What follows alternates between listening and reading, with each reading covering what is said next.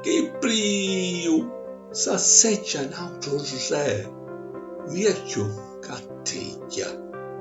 Cana Maria posò un capo curticchio, e figlio di Barrino e di Papocchio ci vede picca ed è cieco d'un occhio, caduto e sordo come una cianciana, ancora non ci crede ed è contento.